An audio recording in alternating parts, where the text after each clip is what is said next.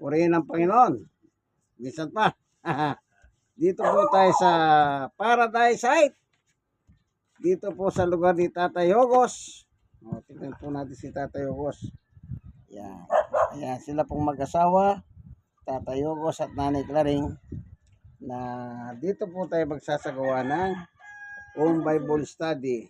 Nasaan sila? Bago tayo magsisimula, Gandang hapon po, Pastor. ganda nga po naman. Buti nga. Kakanta muna tayong kay buti-buti ng Panginoon. Okay? 1, 2, 3. Buti-buti mo, Panginoon, sa lahat ng oras, sa bawat araw. Ika'y laging tapat kung magmahal, iyong kaway pawalang hanggan. Pinupuri, sinasamba kita, dakilang Diyos at Panginoon. Tunay nga'y ika'y walang katulad, tunay nga'y ika'y di nagbabago. Mabuting Diyos na sa amin nagmamahal. Kay buti-buti mo, Panginoon, sa lahat ng oras, sa bawat araw, ika'y laging tapat kung magmahal, iyong kaway pawalang hanggan. Pinupuri, sinasamba kita, dakilang Diyos at Panginoon. Tunay nga'y ika'y walang katulad, tunay nga'y ika'y di nagbabago. Mabuting Diyos na sa amin nagmamahal. Mabuting Diyos na sa amin nagmamahal. Salamat, Panginoon Diyos. Minsan pa, samahan mo po kami sa aming pag-aaral ng iyong salita. Sapagkat ang iyong salita ay ang aming buhay. Salamat po. Buksan mo po ang puso ng bawat isa. Ganon din ang mga manonood ng video nito, Diyos. Sa ngalan ni Jesus. Amen. God is good all the time. Okay? Amen. Sa buhay po natin ngayon, alam niyo po, nagkakaroon ng digmahan po sa Amerika at ng Iran. Pag tumaas po ang krudo, lalo na ngayon, apektadong krudo, sigurado tataas po rito ang gasolina. Kagabi po yung balita, tataas daw ng 6 na piso ay nung makalawa. Effective na sa Lunes. O sa Lunes, 6 na piso po. Kapag tumaas yung gasolina na kinukuha natin imported, lahat tumataas po. Bilihin, lahat. Ano ba ngayon? Lahat involved po. At ang mabigat na magdurusa dito, yung pangkaraniwang tao lang po. Bakit? Ang sweldo mo, kung 500 lang, yan lang talaga sweldo mo. Pag tumaas yung mga bili, natural yung budget mo magbabago. Magbabago dahil sa pagtaas ng presyo. Ngayon, meron ba tayong magagawa sa digmaan? Wala. Ang sabi ko nga sa Diyos kagabi, mananalangin ako. Alin po ba ipapanalangin ko ako sa pagkikakausap ko ang Diyos? Kung ipapanalangin ko po yung mga Pilipino sa abroad, pwede bang hindi ko ipanalangin yung mga Iranian? Tao rin po sila, may buhay din sila eh. Siyempre, sa kagaya ko, sabi ko, Panginoon, kung ipagdadasal ko lang po yung kapwa ko Pilipino, na huwag silang masaktan sa abroad, paano naman po yung ibang mga lahi? Siyempre, pag-pray mo rin sila. Kaya sabi ko sa Diyos, Panginoon, ikaw na lang pong bahala. Total, ikaw naman ang may alam ng bagay. Lahat ng bagay. Kasi yung digmahan po, Tatay Hogos, lista mo. San Mateo 24:4-5. Hindi naman, halimbawa, ganito. Panginoon, pahituin mo po yung gera. Kung nakasulat na po yun, paano yun? Nakasulat ang giyera sa Biblia eh. Binanggit po mismo ng Panginoong Yesus yan eh. Na tanongin siya ng kanyang mga alagad. At isa po sa binanggit ng Panginoong Yesus ay yung giyera. Yung maglalaban-laban yung mga bansa. Kaya sa panalangin ko sa Diyos, hindi ko alam kung sino pipili ko ipapanalangin ka ako eh.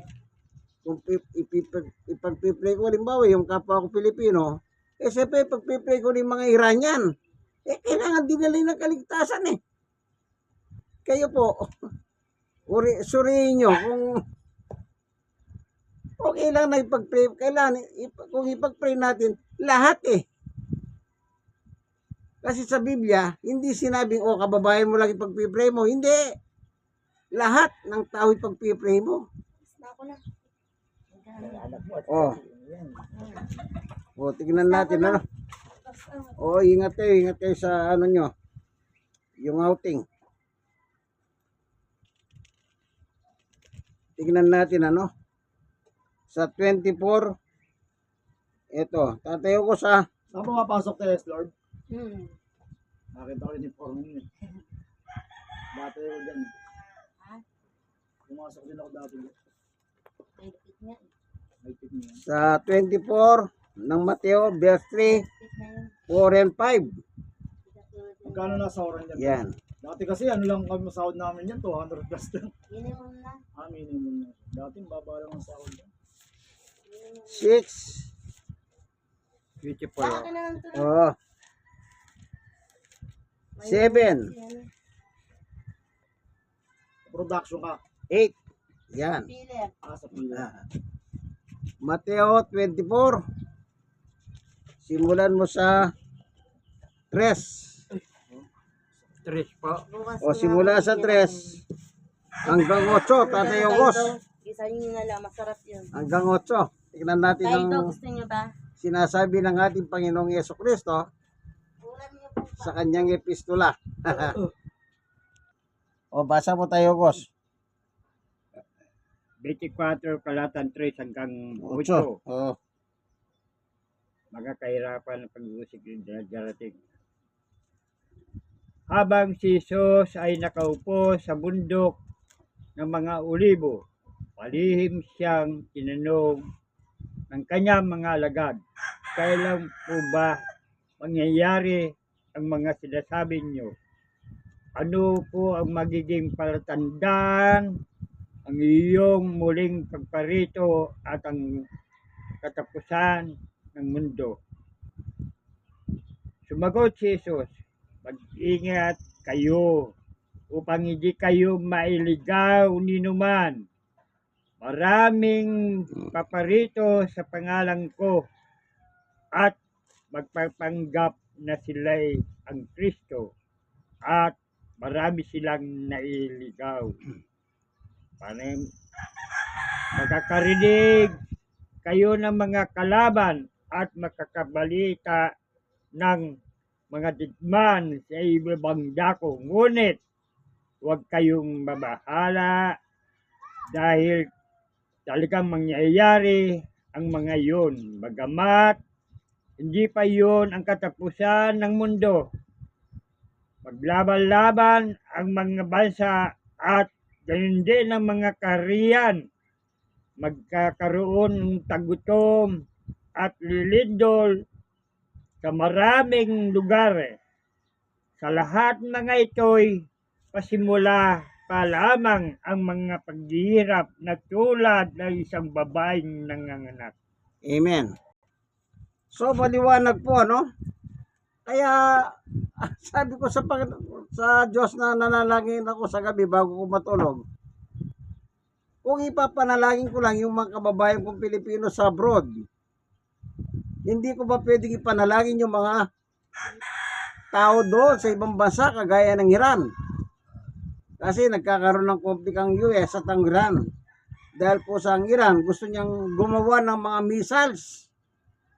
Ayaw po ayaw ng Amerika yan.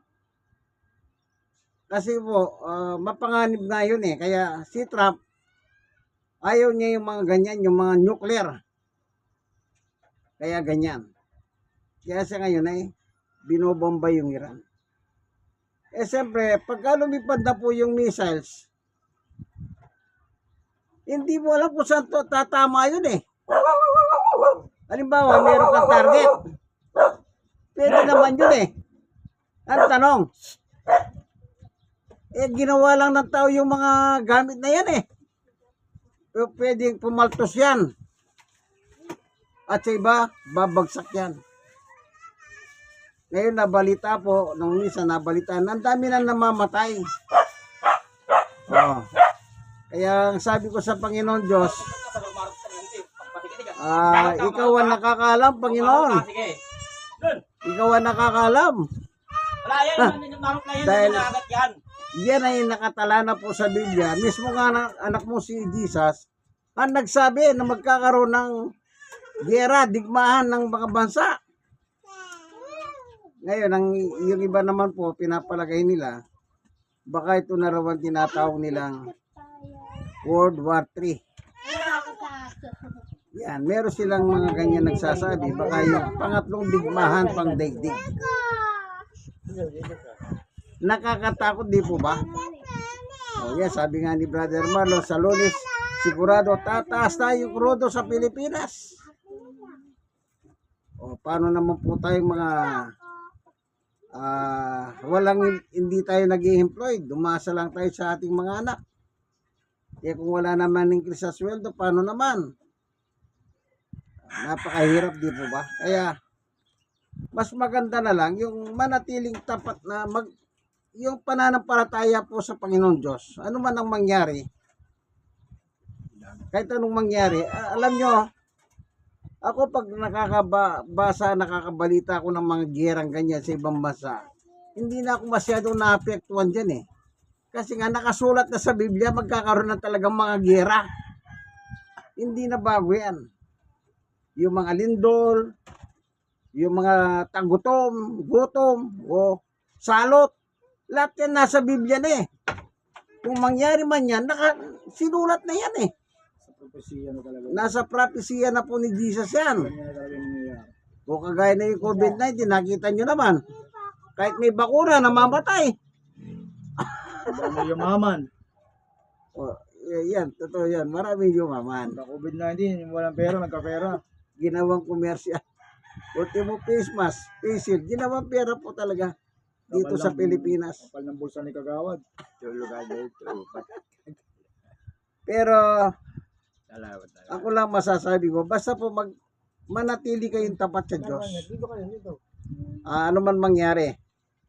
O, tingnan natin, meron nakasulat dito sa Hebreo. Tingnan nga natin, ano po. Dito sa Hebreo kasi, Tatay Ogos, ang sabi rito, ito. Hebreo chapter 10.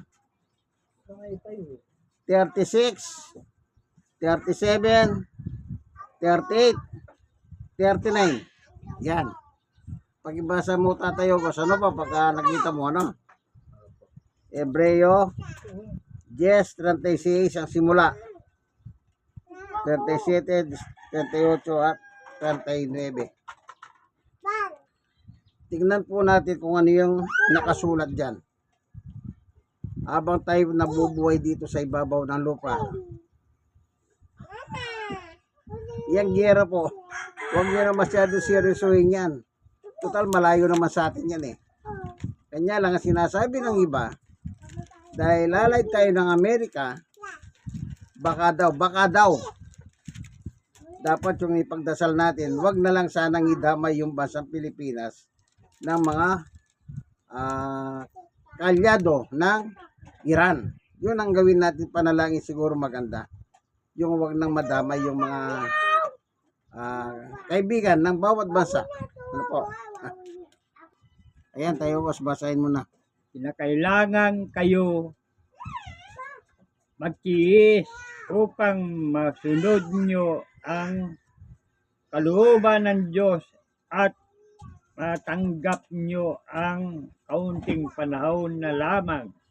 Hindi na magtatagal at ang darating ay darating na. Ang matuwid kong lingkod ay mabubuhay sa pamagitan ng pananampalataya.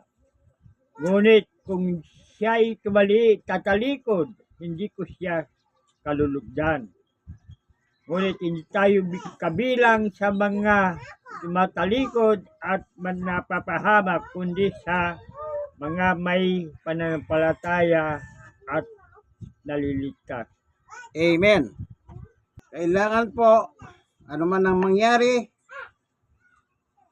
yan ang maganda yung sinasabi ng Biblia. Ano po? Anong nakalagay? Kundi sa mga nananalig sa Diyos at sa gayon maliligtas. Yan. Yung pananalig po sa Diyos, ano man ang mangyari, kaibigan, huwag nyo pong bibitawan yan. Kasi may mga instances na ano po, yung ito pagka dumating yung konting problema, yung pananampalataya nila natatanggal. Nawawala. Kagaya ng isang bini na itinanim yan eh. Meron kasing 4 na bining binabanggit ko sa niyang Panginoong Yesus, yung 4 na bini. Yung bang Matalingagang salita. yung isang bini nahulog sa lupa, sandaling tumubo, nang dumating yung kahirapan, namatay. Ibig na sabihin, ano man ang mangyari, huwag tayong bibitaw. Merong kasama yung pagtitiis dyan eh, kasi ang sabi niya, kailangan magtiis kayo eh. Kasi kung hindi tayo magtitiis, kaibigan, anong sinasabi ng binasa ni Tatay Ogos? Napakaliwanag eh. Anong nakalagay? Doon sa binasa niya kanina. Kinakailangan kayo magtiis. Alam niyo po sa digmahan, talagang tiis yan. Nung araw yung tsahin ko, na nabuhay sa mga magkakapatid. Ang kwento niya sa amin, nung bata daw sila, nung panahon na nga po, giyera, ayaw nilang merong usok na lumilitaw. Kung sana may usok, bobombayin daw yun. Gaano kahirap magluto na walang usok? Pwede ka ba maglutong walang usok? Kaya napakahirap. Kaya kailangan na magtiis tayo. Gaya ni Jesus, nagtiis sa ibabaw ng krus. Alang-alang sa ating kaligtasan. Kaya magtiis tayo. Kasi sa ating pagtitiis, ang sabi ng Biblia ay masusunod yung kalooban ng Diyos. Yan. Huwag tayong bibitaw. Kasi pag bumitaw tayo, kumbaga sa nagsusugal, ikaw yung talo. Kahit anong gawin mo, talo ka, bumitaw ka eh. Kailangan huwag tayong bibitaw sa ating pananampalataya sa Diyos. Ano man ang dumating. Just in case lang Kasi sinasabi ng mga iba, maaaring madamay tayo. Sa anong paraan? Siyempre, yung mga kaibigan ng Iran, baka puntiryainin ng Pilipinas. Kasi ang Pilipinas, kaibigan ng Amerika. Hindi malayong mangyari yun eh. Just in case lang po, no? Talagang ang pagtitiisan natin ay napakarami pong kahirapan. Kaya dagdagan niyo po yung panalangin niyo sa Diyos. Yan na lang po ang armas na natin.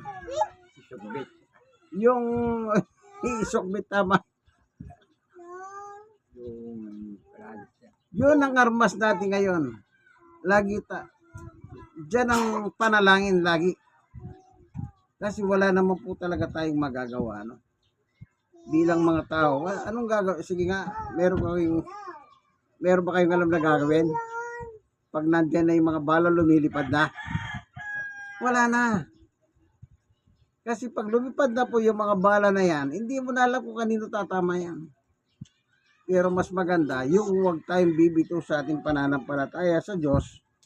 Kasi ang nakalagay dito, sa 38, tayo ko, sulitin mo nga yung 38. Ano ba nakasulat doon? O yan. Ang matuwid kong lingkod ay mabubuhay sa pamagitan ng pananampalataya. Ngunit kung siya'y tatalikod, di ko siya kalulugdan. Amen.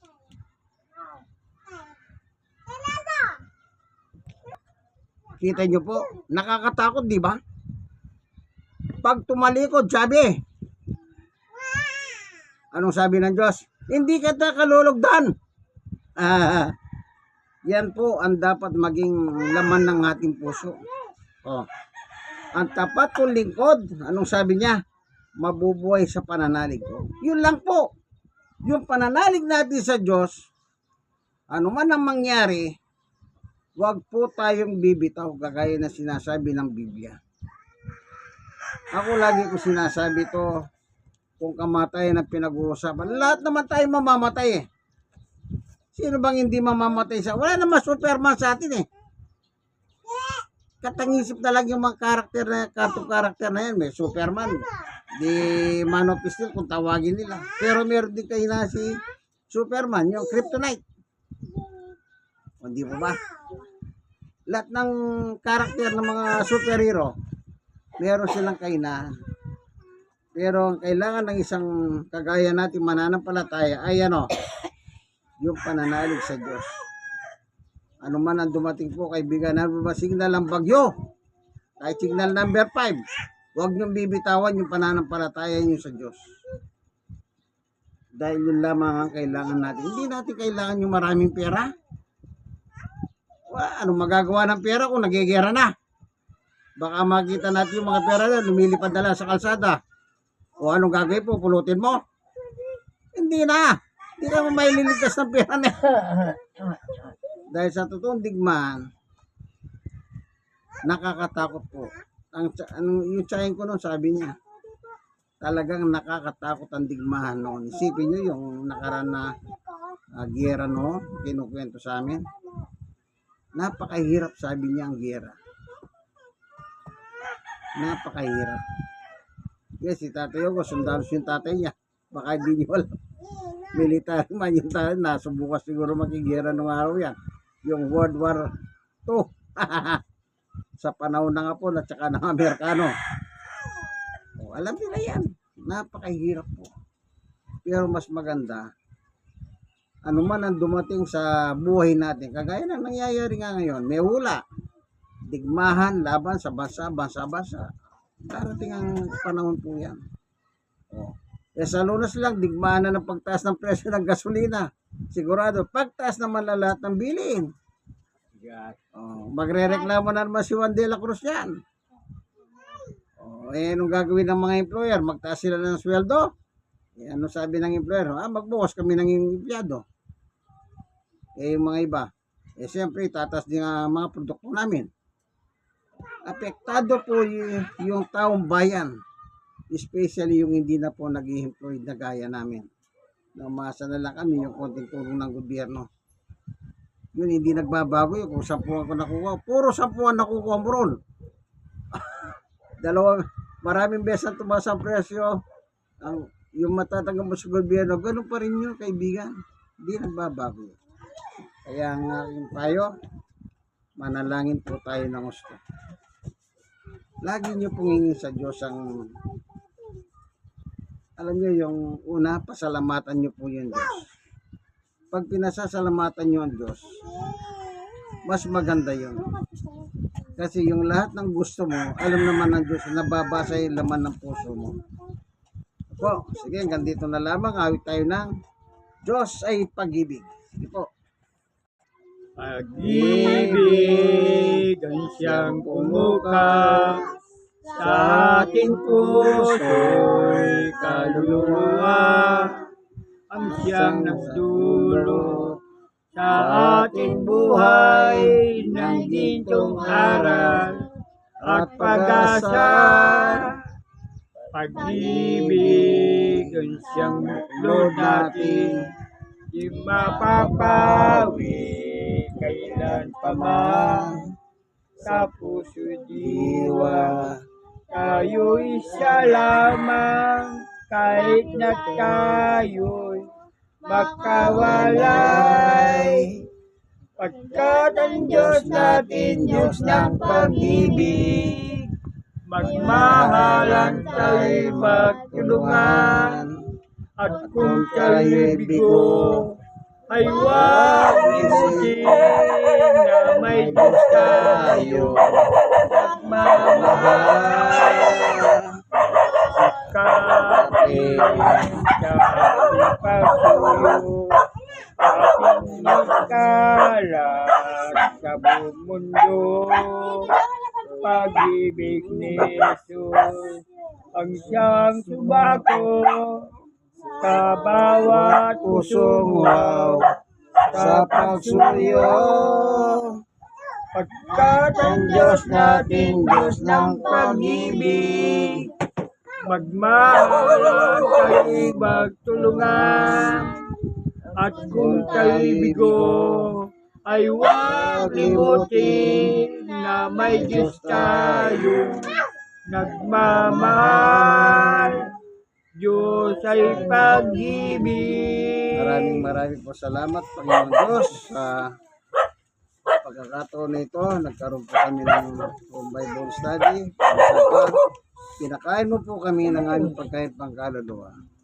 Salamat po. Pagpalain mo po ang bawat isa na narito at nakinig ng iyong salita. Sa ngalan ni Jesus. Amen. God is good. All the time. All the time. Amen. Amen. Sige po, inyong kaibigan kay Jesus, Brother Manny Bautista. Dito po tayo sa tahanan ni Tatay Hugos at Nanay Claring Garan. Dito po sa barangay 128, Zone 10. Yan. Barangay 128, Balot, Tondo, Manila. God bless us all. Bye-bye. Ikaw magkakong ka.